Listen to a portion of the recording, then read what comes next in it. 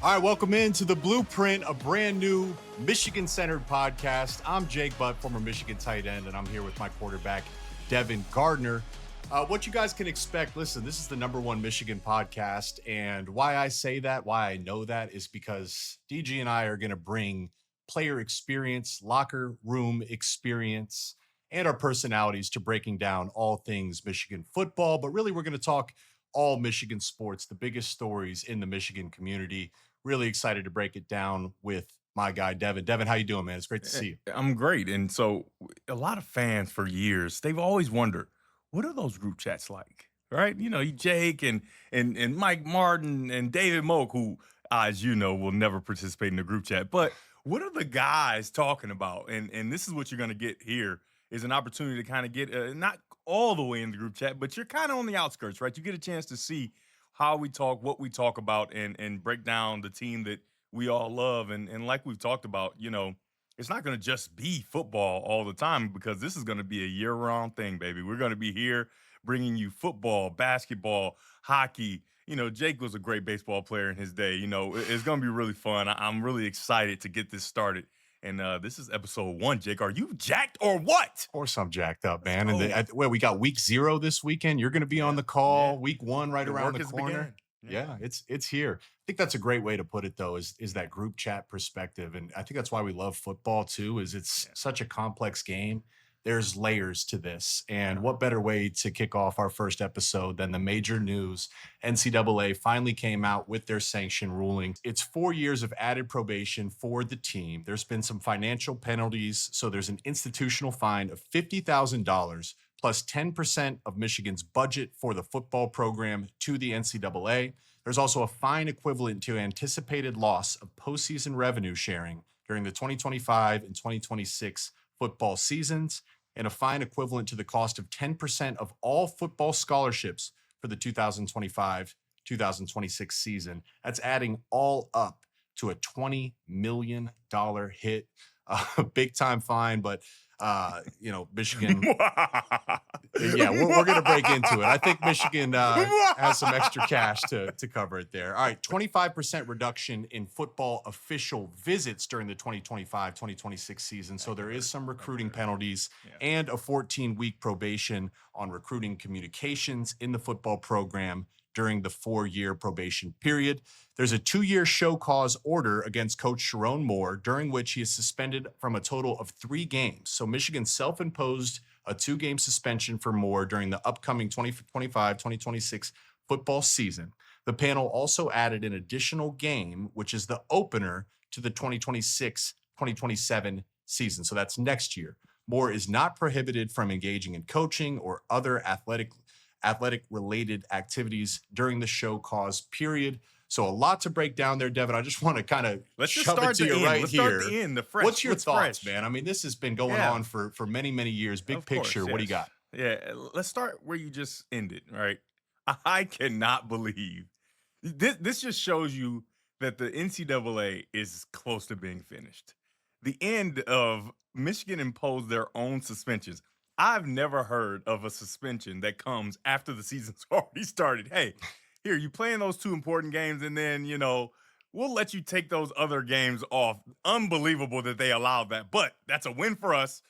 Great job for Michigan. I just think it's ridiculous, and it's so funny. Just, you know, you try to be on social media a little, and you see all the sadness of rivals and different things like that. They just wanted that. It was the hammer, right? Everybody was talking about this huge hammer. It was in the way they talked about it. It built up for so long. It's kind of like I thought it was going to be like Thor's hammer. I was really scared. I'm just going to tell you, I was really scared. I think we're fine. Yeah, I think they'll be fine. I think they'll be just fine. The NCAA showed their hand, and it's very clear that they're losing any of the power that they once had. And fans aren't happy about that. But listen, Jake, you and I would have made a lot of money in NIL. Right. So now, you know, we can't be mad at the players because they're making money. So fans, back in the day, maybe it would have been Thor's hammer, but now it's not. So just relax and let's go play on the grass. I think that was kind of the biggest challenge these past few years was there going to be vacated wins? Was there going to be a vacated championship? I think Ohio State fans, Michigan State fans, really anyone outside the Michigan program almost was hoping to Yeah. see Michigan have to give up that national title, but Mm-hmm. we now know that's not the case. There's no vacated wins at all, let alone titles. And Sharon Moore, besides those 3 games, will get to coach with the team. I'll actually be on that call week 3 for the Central Michigan game. So I'm going to be interested to see how they handle that. And really, from a recruiting standpoint, I know this has been used against Michigan, aside from like the official visits and some of the communication strike downs. It's not a huge penalty for Michigan. They really should be able to navigate this, right? Do you think, how about for the players? Is there any challenge, or what would be the challenge to navigating this?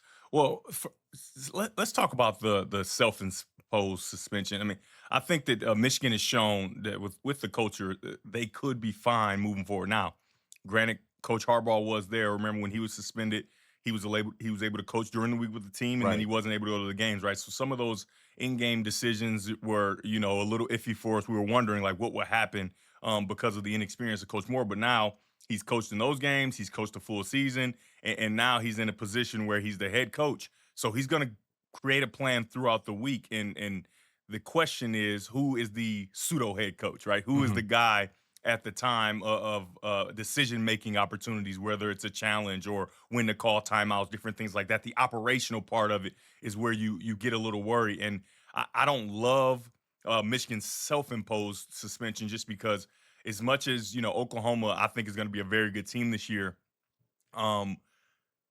that game is not nearly as important as Nebraska, right? In my opinion, right? You play that game, win, lose, or draw in that Oklahoma game, you still have goals on the table. And if you win the Big Ten, you control your own destiny, right? Right. And so a game against Nebraska, you would want to have your head coach, and it's at Nebraska, it's at night, going to have a freshman quarterback who we'll talk about a little later.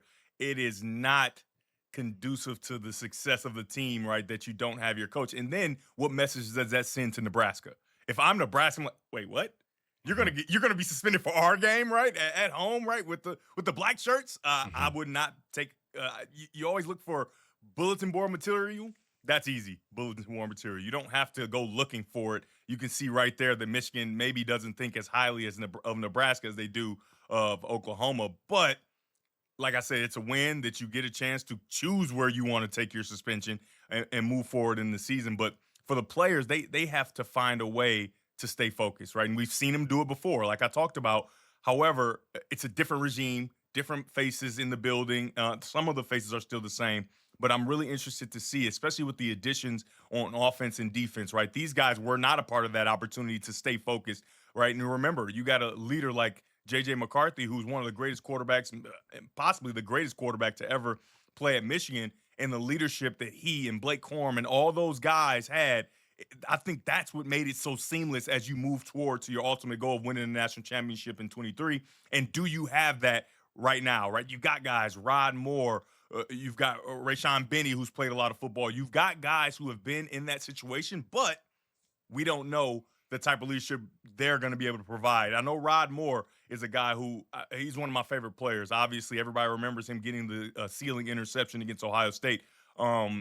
And he is chopping at the bit to get an opportunity. So his leadership will be very, very strong. But on the offensive side of the ball, you look around and you say, who's the leader there? Who's the leader to make sure that we're staying focused? And even though our fearless leader is not going to be with us in these 2 games, can we still focus and get to the goals that we want? Because that Nebraska game is very important. Yeah. So there's a few angles. You just laid it out there perfectly. And I think I do want to touch on the NCAA because that's a big picture change. And it's really not even necessarily a change. It's a confirmation of what we know to be true, that the NCAA is really a dying entity. Once all powerful, not anymore. Yes. And, Urban Meyer came out. I know, again, like part of this is the rivalry between Ohio State and Michigan. And Urban Meyer came out and had a quote about how, he had to address the locker room in 2011 after Tattoo Gate. The team was going to, have to vacate wins and had a postseason ban. And it's just this, you can see the path that led us here, which is the NCAA really just doesn't have leverage. I think they're terrified of getting sued, and Michigan's going to continue to fight this in the courts, even though a lot of people in the Michigan community consider this a win. Michigan still feels like this was still harsh, and they're going to fight parts of this going forward. And then you talk about the players, and I would assume you would agree with this. I just want to know. That's just lay out the guidelines. Yeah. You know, when something that's unknown, it makes you a little bit uneasy. You don't know. You're reading social media. Is it going to be a postseason ban? Is Sharon going to be suspended for a long time? Now you get this, and I think the locker room gets to say, "Oh, okay, listen, Oh, this is that's what it? it's going to be. Oh, that's it. We can handle this." Then you talk about the schedule. You know, I did the camp tour for the Big Ten Network, and you bring up Nebraska. That is a huge game and a critically important game for the reason you said, which is if you win the Big Ten, you make it to the Big Ten championship. Bang, you punch your ticket to the playoffs. Yeah. That is a road game. You're likely starting a young quarterback, and the Nebraska Cornhuskers. I'm just telling you, I understand the recent history. That team is here. Oh, they're to going play. to be good. The fun piece, though, Devin, is Sharon played at Oklahoma. You know, he gets to go back to his alma mater, you know, a road game. How important is that game, understanding Sharon's going to be suspended the next 2 weeks? Is it that important that the team goes out there, not just wins, but plays as one and dominates? Yeah, like you said, winning. Winning is important, but it's not the most important thing. You really want to see all the things they've worked on in camp and in the previous game right before where they play New Mexico. You want to see like continue because you expect against New Mexico they'll be just fine. You'd Things hope. will run pretty smoothly. You know how those opening games are, but you want to see that continue. You want to see conversions on third down. You want to see a comfortability from the quarterback position. You really want to see all the pieces that have been talked about all summer, all winter. You want to see those pieces execute. Now, the knowns, that defense is going to execute. Has to. Now they're going to have a really tough test in John Mateer, who he's a different kind of quarterback in the transfer portal because you're getting him in a situation where there was no learning curve because his offensive coordinator came with him, right? So usually you get a quarterback, he's got those bumps in the road. Remember Oregon having tough games early in the season because their quarterback is still trying to figure out what is expected of him and all these different things. By the end of the season, they're just fine. Well, for Oklahoma, that's not the case, right? They have a quarterback who's going to be able to run the exact offense he's been running, and it's going to allow him to play fast and really help the rest of his teammates rather than him learning on the fly with everybody else, right? So that's an advantage I think that they have, and they're going to have a real test. But this defense is I think it's going to be lights out. I think it's going to be lights out. A lot of guys who contributed well a year ago, they are stepping into new roles, and I think they're going to have a real chance to be possibly at least one of the best defenses in the country. Yeah, and that's kind of going to be the engine that drives this team and helps them navigate the road test in Oklahoma. You have a great defense, you're going to be in the game. If you're in the game, then that means you can win the game. Road test in Nebraska without your head coach. Well, Wink Martindale is still going to be there. He's the head coach of that side of the football. The defense should keep them in the game. If you're in the game, you can win the game. And you talked about leadership. We're going to step aside here for our first break. But on the other side, we're going to talk about that young quarterback, Bryce Underwood. There's no one better to break down Michigan quarterback play than Devin Gardner, and then how his leadership, can he be a leader as a true freshman, will affect this team. All right, we'll step aside for our first break. All right, welcome back to the Blueprint. Do not forget, this is imperative. Socials. You got to follow us on socials. The Blueprint on all socials. Smash the subscribe button and let's roll. Now, the moment you all have been waiting for. The quarterback, right? What are we here for? Wait, all that other stuff we were talking about, the hammer, all that garbage. Nobody cares about that. The Michigan quarterback. Who's it going to be? What's it going to be about? Well, I want to outline some things before we get into who we think is going to be the quarterback and how he's going to fare. I just want to let the fans know that it's safe to say now because pieces have been moved. We're moving forward. It's 2025. The quarterback position at Michigan has been succeeding in spite of their coaching. And I know that's something that people probably don't want to hear. Michigan, we should have the best in everything, and there's no way that could be possible. Watching the film throughout the years of Joe Milton, Kay McNamara, J.J. McCarthy, Davis Warren, all of them, it looked always as if they were underprepared as far as a quarterback is concerned, right? Obviously, they know the plays. They know where to go with the ball. A lot of times, footwork, whatever. But when you have guys in position who are football coaches that are being tasked with coaching the quarterback rather than a quarterback coach, that's where you get into a lot of trouble. And for me, watching the film, that's what it looked like a lot of times, right? Where you were being undercoached, and so you weren't really reaching your top potential.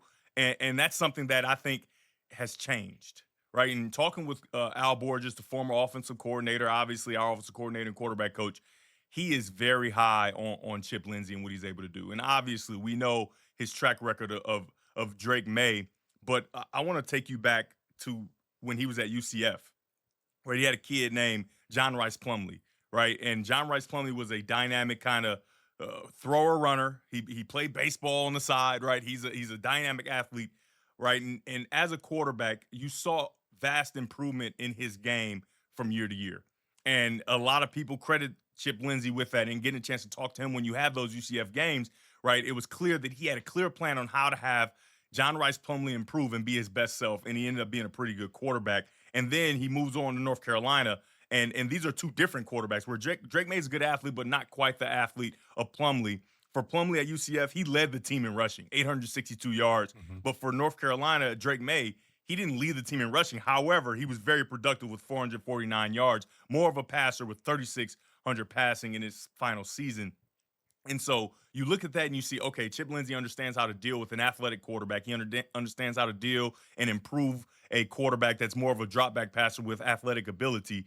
And so you look at Bryce Underwood and you see he could possibly be that great athlete that can throw. He can also be that drop back passer that has the athletic ability to make plays. And so when you have a coach that's dealt with two separate guys that have had real success, you feel really encouraged, right? You feel really encouraged that Michigan now has a quarterback coach in that quarterback coaching position, especially when he's calling the plays as well. So it can be a very quarterback friendly offense. And that's what I've seen from Chip Lindsey through his tenure as a offensive coordinator and even as a head coach. He has a offense that is quarterback friendly. And we talk about it all the time, right? What does that mean? Well, he understands what makes his quarterback tick. He understands what calls he needs to call. And obviously, to start the season, they won't be on the perfect same page. You would like for it to be close to perfect, but he's going to get a chance to learn what can Bryce Underwood handle? What can he not handle? What things do I need to do to help him be more comfortable? Because as much as they've been in practice together and they've gotten to know each other, it's nothing like that fire in the real game, right? Jake, all our years, we've seen guys who on State Street just perform so well and nothing phases them. It's like, oh my God, this guy's going to be great. He's going to be able to help us. And then we get on Main Street and it's just not the same. And so I think that they're going to have to move closer and closer to that as the season goes on. However, Chip Lindsey, I think, is the guy that can really help this situation to help Bryce Underwood as he moves forward. Yeah. So, when you say quarterback friendly, I think that doesn't mean throwing the ball 60 times a game. No. And what you said you just want it to be defined. Just like what we were talking about in the first block there is you want, because look at even JJ McCarthy. Like that wasn't a quarterback friendly offense when Sharon was calling plays. But everybody's role was clearly defined. Everyone would step on the field on Saturday and they knew exactly what they had to do to execute the game plan. And then there's a belief, if we execute the game plan, we're going to succeed and win. I think last year with Kirk Campbell calling plays, like that was his first time basically leading an offense. And you could see the disconnect from position group to position group, quarterback to wide receivers to tight ends. And it looked sloppy. So now what you're saying with Chip Lindsey is you have a young, talented quarterback in Bryce Underwood, but it's defined, not just for the quarterback. The offensive line role is defined. The wide receivers role is defined. The run game is defined. So then you can start to anticipate it and play with confidence. How big is that for a young quarterback in Bryce Underwood when he takes the field coming up in week 1 to be confident? Oh, it's of the utmost importance. And I'll tell a story quickly. You weren't there, Jake, thank goodness, because I wouldn't want anybody else to be there that wasn't there. My first, going through camp with Denard Robinson, obviously competing, he wins the job, but, Coach Rod comes in and say, hey, if Denard can't handle it, Devin, you're right in. And I'm like, oh, my goodness, I just got here. This is great, right? I'm feeling good about it, right? And so we get into the UConn game, and he is lighting it up. And I'm just watching my career flash before my eyes. Like, I'm never going to play. He's only 1 year older than me, right? There's no chance of me playing, right? And then he gets hurt, right? And you'll understand why I'm doing air quotes right after I finish this story. He gets hurt, and I get the chance to go in. I'm so happy, and the crowd is going crazy. I mean, just absolutely losing it, and I'm happy about that, right? Because I'm the new hotness, right? All American, all these different things. But the offense is on the field. I kind of need you guys to be quiet, right? You're not supposed to be screaming while I'm on Right. the field, but they are screaming, losing it, won't stop. 110 plus, 110,000 plus, and so our cadence was just ready, set, go. Nothing crazy, right? Not set, blue 80, blue 89. No, none of that. Just ready, set, go. So simple. I get the play, one word call, and they're still screaming. And I go, ready, set, go. And nobody moves. Nobody. And Jake, I know you know me. But you got a big voice. What were you That's using what your I'm voice saying, or? Jake. Listen, you know me. I am very confident, right? I am very I believe in myself on a level that can't even really be quantified, if you will. All my confidence just shattered in one moment. Nobody moved. Nobody moved. Nobody moved. And so now my only focus is hiking the ball. Ready! Set, go. The ball's hiked, and I forget what the play is. Right? I forget what the play is. A 4-yard loss on my very first play. It was devastating. And so that's the kind of thing you get into where it's just like, this is a lot different than being on State Street. Mhm, Right? And mhm. so as a freshman, you want to see those operational things be clean. Right? You Mhm. want to see that. You want to see that you can implant confidence into your quarterback through the calls that you're making. Right? Mhm. When a screen needs to be called, a screen needs to be called, right? When it's a quick throw, you need to know what is Bryce Underwood like when he might be struggling, right? Because there's gonna be a time at some point in this season for this young quarterback where he's not gonna be as confident in things and he may not be playing well. You need to be able to have a call in your back pocket to know what exactly gets him back on the right foot, what exactly makes him comfortable. And once you have that, you got a real shot, right? Because you said if you got continuity and all those different things, you got a real shot. If you got defense, you got a real shot. If you got a good quarterback, you've got a shot Right. every single day of the week and twice on Saturdays. You need to, if you want to make a deep run, it's no surprise that when Michigan has a top 10 quarterback with JJ is when they win the national title there. Yeah. And what you're saying, simplified, have it be defined, Mhm. snap count, critically important. We're talking Oklahoma on the road, Yeah. Nebraska on the road. Yeah. Like all of a sudden, that's the foundation that allows your QB to play with confidence.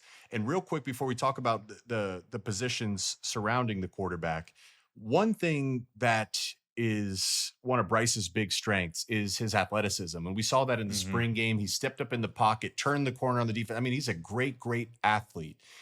You were a great athlete and you Mhm. made plays. But how do you juggle staying healthy throughout the season too? Because I mean, you weren't healthy. You were just Yeah. playing hurt. I mean, Yeah. you just found a But way to I do it. was But you actually want to, playing dead. yes. So, but talk to me about that. Like, how does that work as a quarterback? So I think it's a lot different now because I remember watching Denard all those years. Remember, he was my roommate. I remember watching him and him coming home after games and not being able to walk, literally not being able to walk. And, you know, I didn't play and I'm not tired. So I'm like, hey, I'm going to go out, see you, have fun here. You know what I mean? And Mm-hmm. I didn't really appreciate and understand what it took to beat. Remember, you don't know this, but a lot of times he wouldn't practice until Wednesday, right? Because he was so beat Denard? up. Yeah. Yeah. I mean, remember, he was our leading rusher, right? Right. He was the engine that really drove the offense. And you really truly don't want that for your quarterback. That won't be the life of Bryce Underwood, right? He's not going to be the sole running option, right? He's not going to be the main runner in the offense. And so I think it'll be a lot easier for him to stay healthy. But the thing is, you got to do the prehab, right? You got to take care of your arm. You got to get in the cold tub every single day. You got to make sure that your body, because the reality is he was just playing against kids who have algebra 2 to go to, Mm-hmm. right? Mm-hmm. You got algebra 2, you got your girlfriend issues, whatever the case may be, kids that may never play another down of football. Right now, you're playing against guys that are trying to do this for a living. And actually, in today's college football, they are doing it for a living, making the type of money that everybody's making. And so you want to make sure that your body can withstand all the punishment that you'll take, whether in the pocket or as a runner. And the one thing I learned when I was at the Manning Passing Academy. We get a chance to be with Peyton and Eli, and they're so different. But the consistent thing is being overly prepared, right? And that's just not your mind and knowing the plays. Being overly prepared and being proactive rather than reactive for your body, right? And that's not something we really got into. Maybe you did when Coach Harbaugh came, but that wasn't something that we really got into when we were at Michigan. And I think that's so important. That prehab, that making sure that everything is intact, even past intact, so that when you get into the game, you understand where you need to be, how your body feels, and that you can perform the best you can. I think that's so important. And I believe that they have the nutritionists and different things in place to make sure that Bryce Underwood understands that and does that. But it'll ultimately be up to him to do that work. Yeah, I mean, you got to be a pro, and I got a good story. Yeah, Jim did emphasize that. Yeah. So for our viewers, you remember we didn't have a hot tub when you were playing there. Remember that? It was that small little, but yeah, it was. You had to you heat didn't it get to up use it because you were manually. young. You What- know, us older guys got to use it pretty, but Well, it was yeah. a one-person hot tub. Really. So that's a big piece of this is when you're sore and beat up, you got to get in the hot tub to perform. And I remember Coach Harbaugh, we just did a walkthrough before a week 1 game, and Coach Harbaugh walks back and he sees like a 10-person line waiting to get in this 1-person hot tub. So bad. And he looked at our trainer, he's like, "Where's our hot tub?" They're like, "Oh, that's coming with the renovations." And Jim was like, "Renovations? That'll take years. We need a hot tub now." Yeah. So he sent someone to Home Depot. The next day, there was an 8-person family hot tub in the middle of our training room. So how it should be done. thankfully, the program has come a long way. Now they got custom hot tubs with hydrogen water and all that Yeah, good it's a stuff. lot. So It's like they're using like alkaline water as the water they're sitting in. It's crazy. they deserve the best. Now, I met Bryce at a Michigan golf outing, and kind of to this, I was, I'm thinking about, man, these guys are 16, 17, 18 years old, and they're the face of a Happy program. birthday. Bryce's birthday is today. Hey, happy birthday. Tuesday, August 19th. Happy birthday, Bryce. Birthday to you. All right, you guys know the song. Happy birthday Stay healthy and throw for 1,000 yards, please. A game. Yes. 1,000 a game. I met him and I was like, oh my God, this guy is not a 17 or 18-year-old. This is a pro. And what you're alluding to right there is so important. Sharon Moore, I know he's talented, talks about his mentality and commitment to learning the playbook.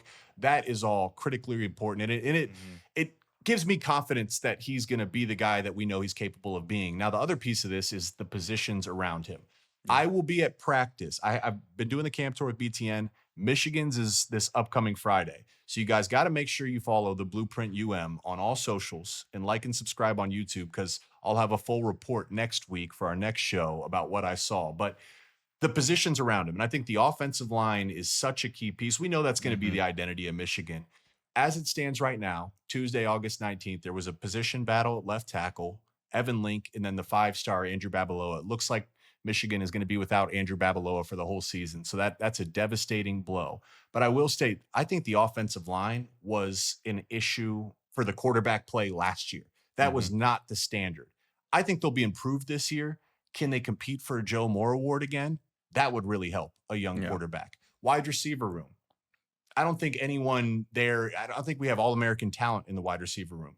But Donovan McCulley, I mean, he's probably, just in terms of physical traits, the most physically talented receiver we've had in a number of years. I called an Indiana game a few years ago. Donovan McCulley looked like an NBA player, Devin. He's like 6'5", long arms, big threat down in the red zone. When you're talking about a young quarterback, you want a large catch radius. You want to be able to put the ball just in the vicinity of your guys, and he can come down to it.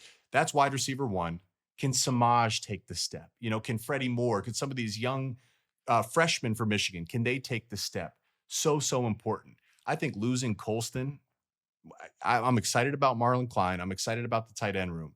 But, man, Colston Loveland, there's a reason he was drafted where he was drafted in last year's NFL draft. I expect the tight end play to be quality, Devin, but we know there's a standard there in Michigan. I'd say of all the position groups across the offense, and I'll kick it to you here, the running back room is the best. It's the best group, the group I'm most comfortable with. You got Justice Haynes and Jordan Marshall. We saw what Marshall did in the bowl game against that Alabama starting defense.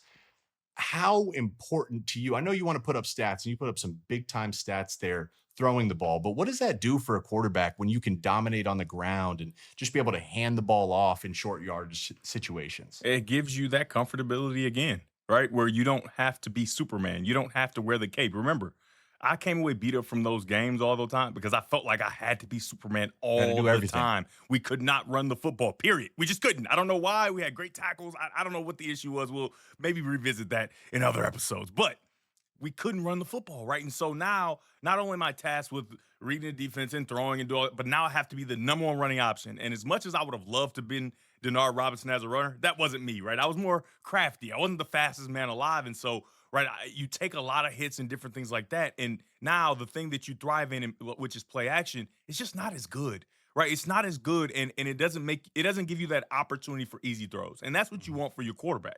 You want an opportunity for him to make easy throws as he continues to develop, and I think he'll have that. He'll have that opportunity, especially if Haynes and Marshall can become the running backs that we believe they can be. Right, Marshall, like you said in the bowl game, showed a lot of promise, and Haynes, when you get a guy that comes from Alabama, it's not because he wasn't good enough. Right, he contributed. It's just that they have a lot of guys. Right, and he wants an opportunity, and he's seen what Michigan has been able to do in the run game. So I think it's smart. If you're a running back or an offensive lineman, why aren't you going to Michigan, right? But the thing is, they have to get that interior of the offensive line together. Obviously, the edges are important, but you have to make sure that these running backs can run. You got to help them roam, right? Because you've seen the running backs through the years. The highlights we always see, our running backs don't get touched, right? Yeah. Donovan Edwards, 85, you know what I mean? He's not against even good defenses. Against really good defenses, right? And so we missed that last year. There weren't a bunch of explosive plays. You didn't get a bunch of opportunities to see our running backs do the thing that we've been accustomed to them doing. And you hope that you get back to that, because if you do, with the talent that Bryce Underwood has, you got a real shot. Yeah. And I just think that's important, because I know everyone's excited about Bryce, and rightfully so. But as we set our expectations, I think it would be a great thing, particularly early in the season, if his stat line is 13 for 18, 200 yards, 2 touchdowns, and 0 interceptions, and Michigan runs the ball for another 200 yards. But just to settle his nerves, we know you're Superman. We don't want him to have to be high Superman. Expectations, right? Is that high expectations? That's like what a are your expectations? Passer rating. Like that is high expectation. Like okay. You've only got a couple incompletions, 2 touchdowns, 200 yards. You are balling, and if you can get that is good. That would be great. That is real good. But you get that stat line though by being able to run the ball. So then you get into play action. Then you get into screens. A lot of what Jalen Hurts was for the Eagles, right? You saw a lot of what. Perfect. And so people always kind of poo-poo Jalen Hurts as a quarterback, but not understanding. Have you watched? He's everything his team needs at that moment, right? So if they need him to throw for a lot of yards, he does it. If they need him to be a rusher, he does it.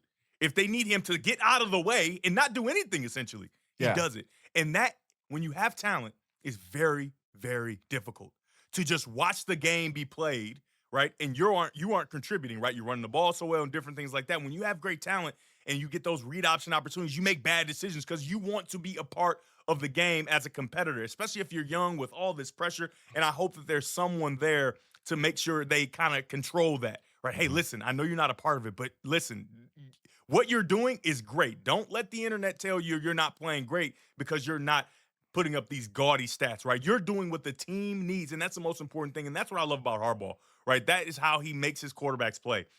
What do we need from you on today?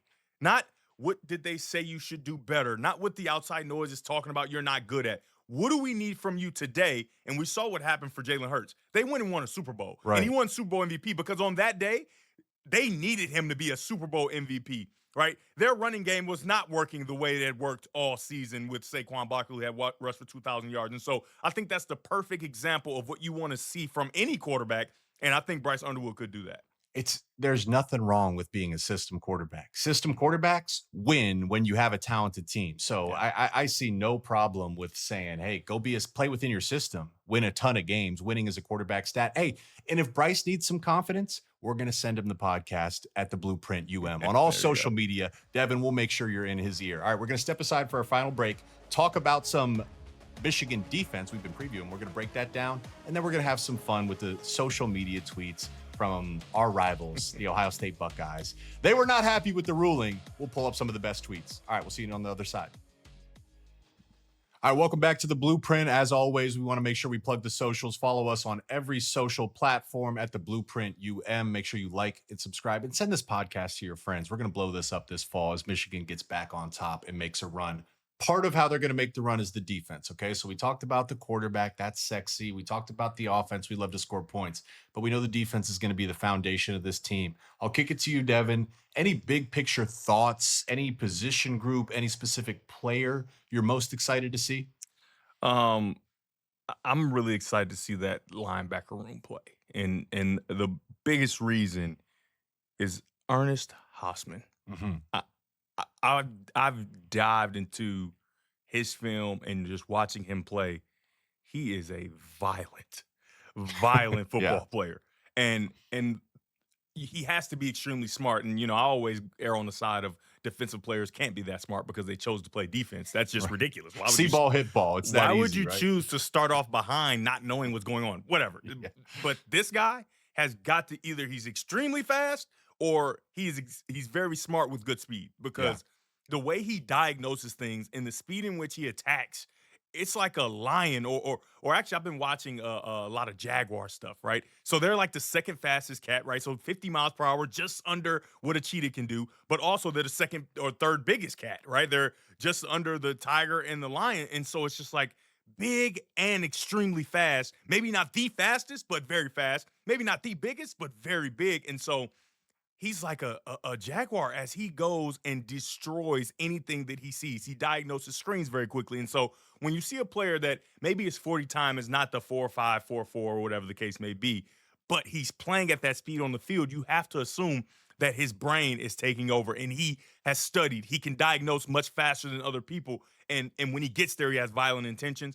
I'm looking for him to take the next step because I believe last year, if the coaches in the NFL to really dive into the film, if he were to come out, he would have been one of the biggest steals in the draft on the defensive side of the ball. I think that would have been something that was super, super cool for him. But when you come back, right, he's played a lot of ball. And when Oh, you yeah. play a lot of ball, you get smarter, even if you aren't very smart. And so I am very excited to see him diagnose and run around and hit everything that moves, along with the rest of the players on defense, but him in particular. And then Rod Moore, right? He was poised to have an outstanding season. I think he could have played himself into a high draft pick, and his season was cut short before it even started.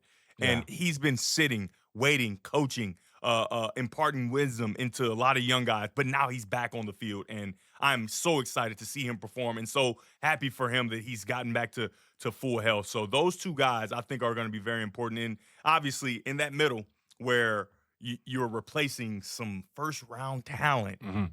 what's going to happen, right? You got a number of guys. You got Rayshon Benny, you got Damon Payne, you got Trey Williams that comes over from Clemson. Yes. So you want to figure out, are those guys able to hold up? We've seen Rayshon Benny have great success in that middle of the defense when he was playing against Alabama a few years ago.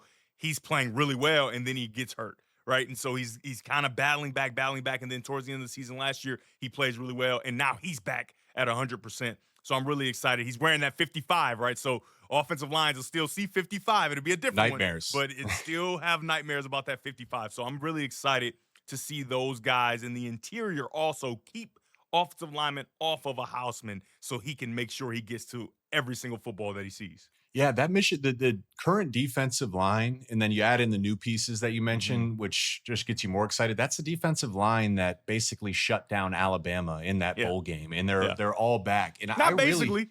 but Not basically. they're back. Yeah. Yes.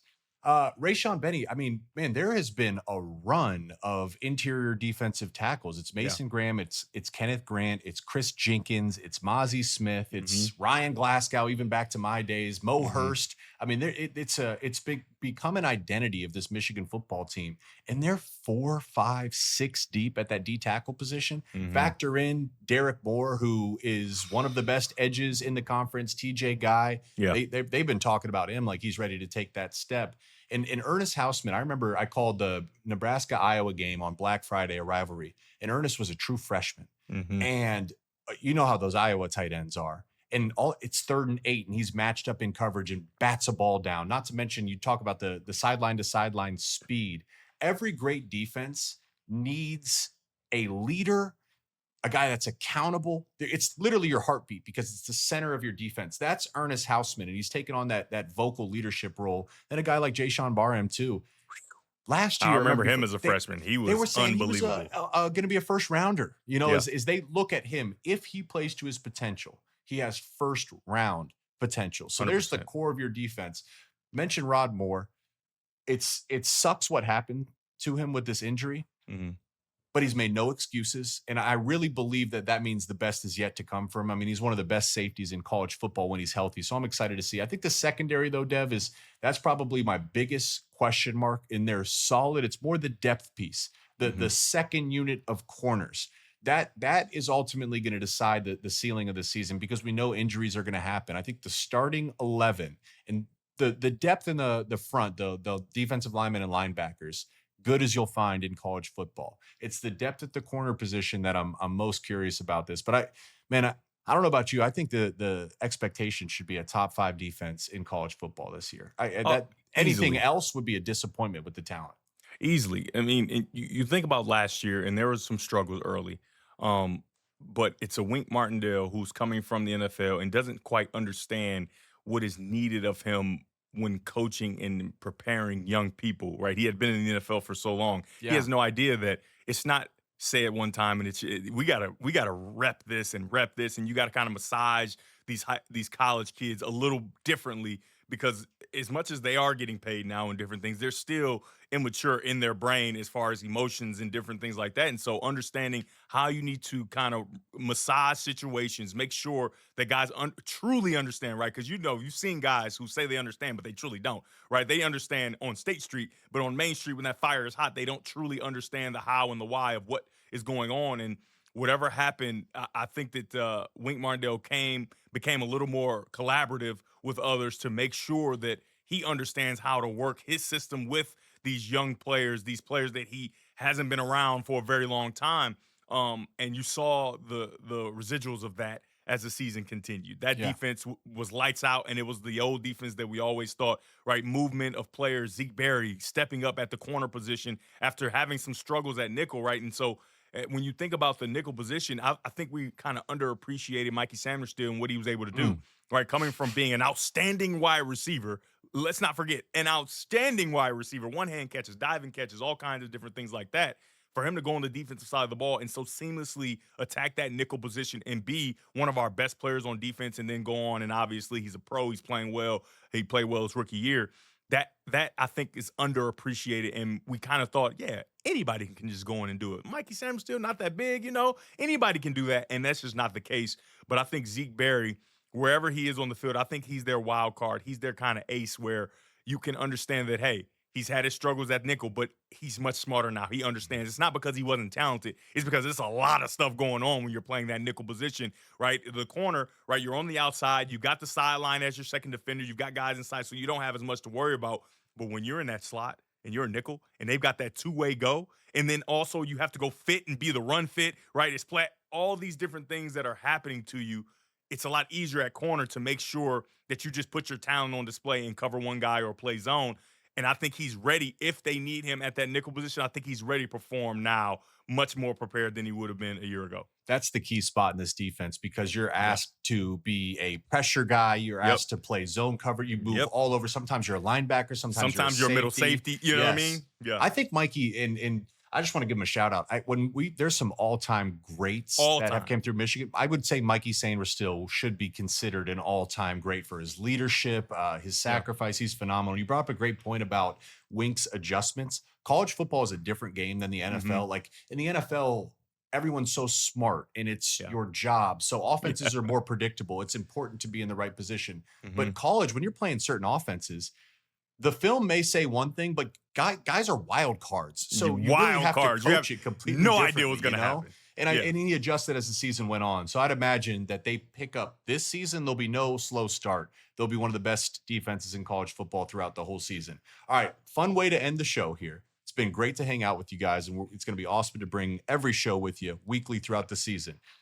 Buckeye fans weren't too happy on Twitter. They were very unhappy. They were very unhappy, right? And I don't know how happy they'll be listening to your evil laugh to start the show too, but that made me happy. So let's trade off a little bit here. I'll start off with one. We'll kick it back to you. All right. We're going to go through 5 tweets. This is Buckeyes versus the world. So you can expect what you're going to hear here. Here's what he said. Michigan fans are the most disingenuous fan bases you will ever meet. If this were Ohio State, Michigan State, or even Notre Dame, they would be calling themselves cheaters and saying that the NCAA let them off lightly. I haven't forgotten how they acted during Tattoo Gate. Is that true? Are the Buckeye fans the beacons of accountability? No, they're not the beacons of accountability. And secondly, yes, we would have been mad and said that same thing. We're not saying you're wrong for saying that the NCAA was light. We're laughing at you because you were so sure that there was going to be such a big hammer, and then there's nothing, right? So don't get mad at us. Like, you guys have gotten away with many things, right? Many things. I have Ohio State friends, bags of money, different things like that. All right, I'm not gonna touch that. Before it was legal.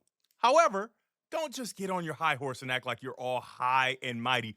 I want to take fans back to Aiden Hutchinson lining up across from your All-American great tackle, pointing at him and telling him exactly what he's going to do, and then running through his face like he's Marshawn Lynch. Well, that has nothing to do with signals. Signals? What are signals? That has nothing to do with that. That is the fact that he's just better. And that happens from time to time. It happened to us for 10 of 11 years, right? You guys were just better. And now you're not. That sucks. That sucks. I mean, I'm sorry. I don't know.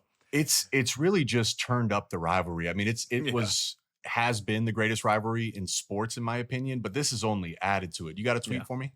I do have a tweet for you. It's from OHIO Trophy. They did win the trophy last year. 9-time champions. I can't imagine how embarrassed Michigan fans are after having the NCAA confirm and say that they cheated, in all caps. I mean, how do you ever recover knowing that you will forever have a reputation as known cheaters? Forever tainted, in all caps as well. Laugh face, laugh face, laugh face. Just judging by the words, he wasn't actually laughing when he was typing that. But go ahead, Jake. What do you think about that? Well, I just want to ask you: do you think Michigan fans feel like that the championship trophy is tainted, or Jake, that they cheated to get there? We're currently Michigan fans, so we can speak from that perspective as well. No, I'm not. I don't feel any type of way. I feel happy. I feel happy. I feel witty. I mean, what are you talking about? It just doesn't make sense.